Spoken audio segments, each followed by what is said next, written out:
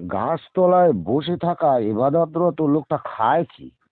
আর মৌমাছিরা তার গালে এসে চুমু দিয়ে দিয়ে কোথায় যাচ্ছে? হজরত জুন্নুন মিসরি রহমতুল্লাহ আলাই আল্লাহর মস্ত বড় ওলি ছিলেন। তাকে একজন লোক সেই লোকটাকে দেখাতে নিয়ে গেল। তিনি দেখেন যে তার গালে মৌমাছি এই গুনগুন করে এসে কি বলে বলে যাচ্ছে।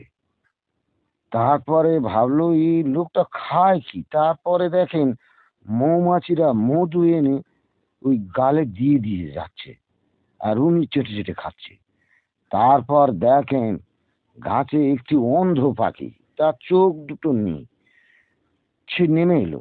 খাদ্য ভরা সোনার পেয়ালা সে নিয়ে এসে ঠোঁটে করে রূপোর পেয়ালা সোনার পেয়ালা পানি এনে ওখানে রাখলো। পাখিটি টিপটি মিটিয়ে খাইয়ে গাছের ডালে নিচে পেয়ালা দুটি রেখে অদৃশ্য হয়ে গেল।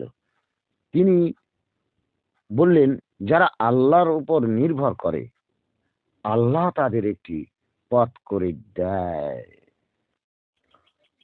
বন্ধুরা, কুদ্দুস ভাইয়ের এককলি গজল শুনুন আর আমার স্ক্রিপ্টগুলো লক্ষ্য রাখুন।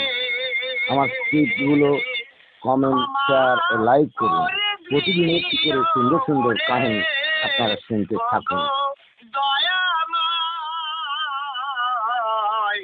আমি অসহায়, হায়াত যেদিন ফুরিয়ে যাবে,